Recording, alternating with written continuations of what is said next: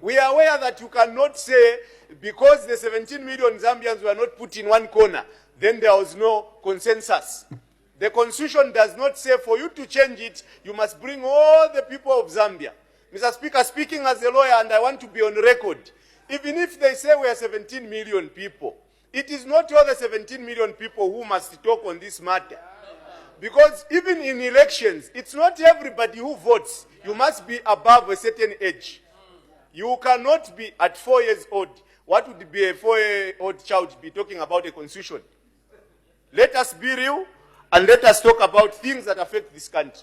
Mr. Speaker, I'm aware also that the President did mention the fact that there is climate change, and we have seen the effects of climate change, even made reference to electricity. We cannot run away, Mr. Speaker, from the fact that the people of Zambia are crying about load shedding, yet somebody out there is saying there is no climate change.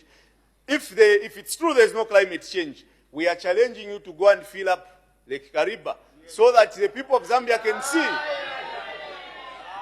The people of Zambia should see that when you come into power, there will be no load shedding. We are also challenging you, if there is no load shedding, go and stop the floods, and then also bring the rains in some parts of the country. We must be sincere and we must be real in the way we deal with these national matters. Mr. Speaker, allow me also to state that I am one of the people who has been privileged to move with the President, either during the day or at night.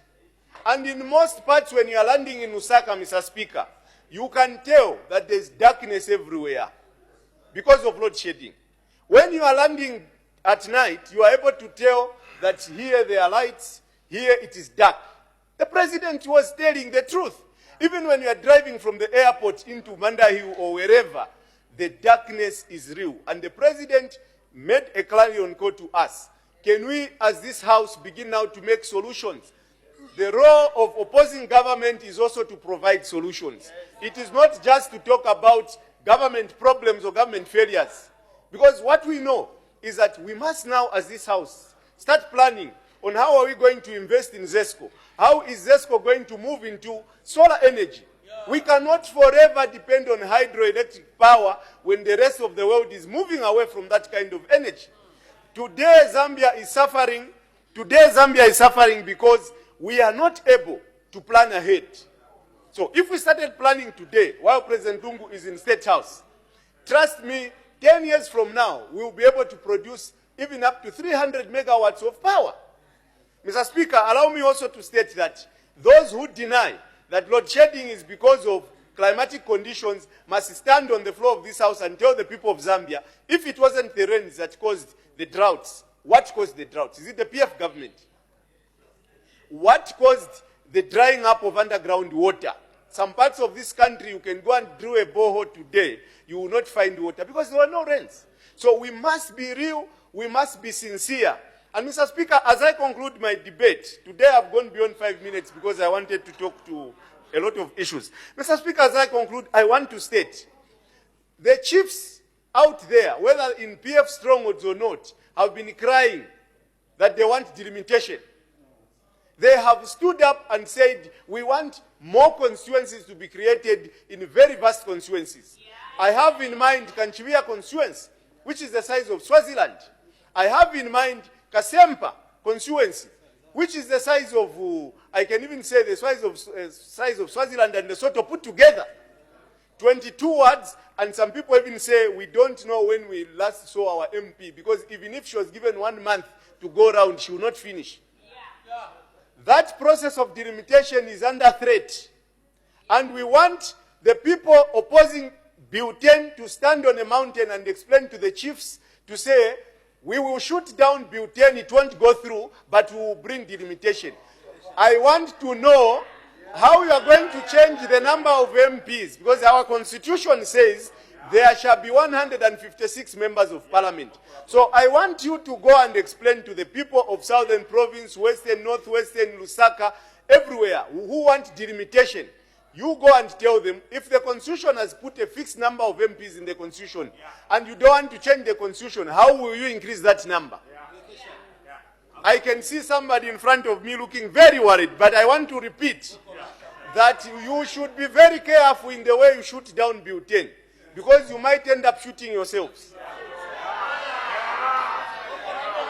I am aware, Mr. Speaker, I am aware that in 2016, somebody lost, went to the Concord, didn't know what to do.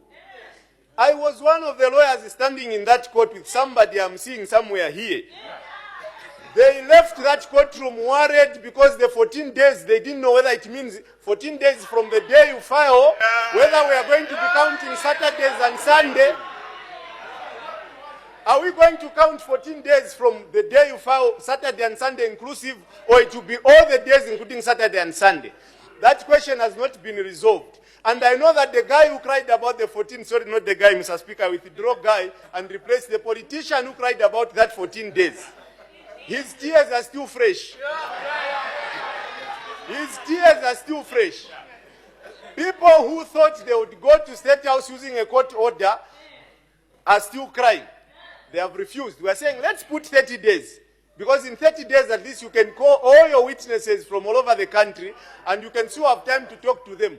14 days is not enough. They are refusing. I want to be on record that come 2021, should we go into this election in 2021 with this kind of constitution, the same people who were casualties have remained casualties in ICU.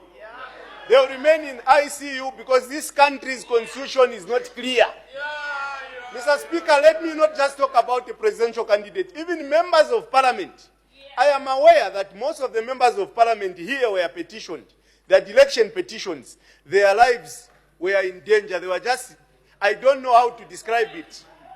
Most MPs were under serious threat because the constitution as it stands right now, if it is not properly defined, it is not clear whether your election petition should be heard and finished within 90 days or it should just be heard. We don't know when the judgment will come out. We are saying it's not everything in Bill 10 that is bad. Certain things that are in Bill 10 are not even political issues. So those of you who are saying withdraw Bill 10 and throw it away must remember that there were people who traveled from all over the country to sit and discuss that matter and came up with that bill, gave it to the Minister of Justice, and asked Minister of Justice to present it to this House, which he has done. So all those who are opposed to refining this constitution must stand up and tell the people of Zambia why we should only be paying retirees who retired from 2016 going upwards, leaving the majority of the people you pretend to be talking for, who retired 20 years ago. Others are victims of privatization. We have a suspect in mind. We have a suspect in mind. Somebody is accused of having sold companies and become rich. The people who should have gotten their pensions have not been paid.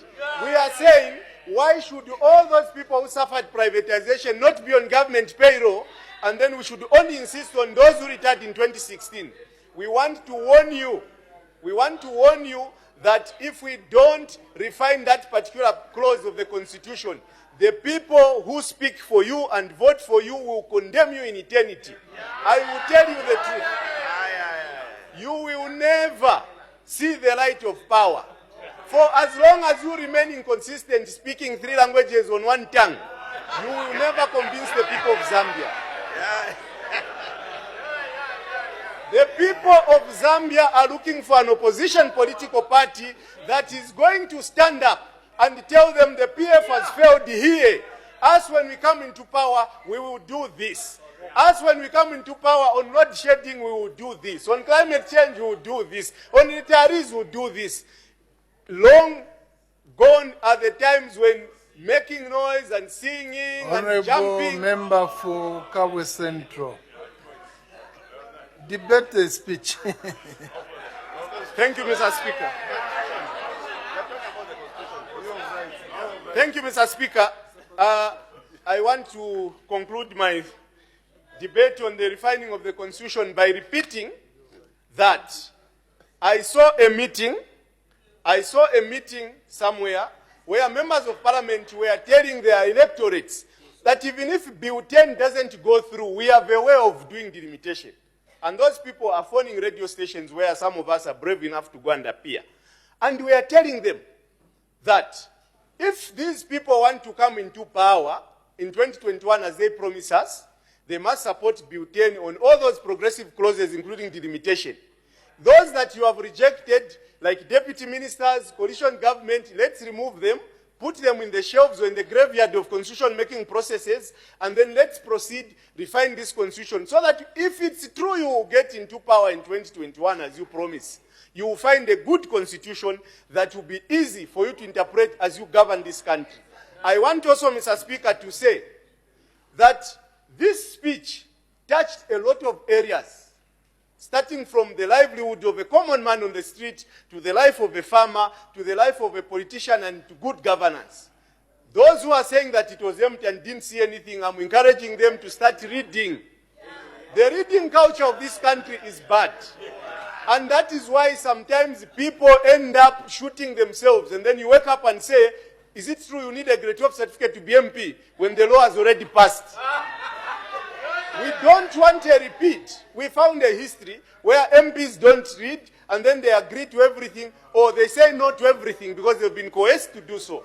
We want to pass a constitution together as brothers of one Zambia and one nation. And Mr. Speaker, let me say also, the constitution depends on us in this house, members of the opposition and members of the ruling party.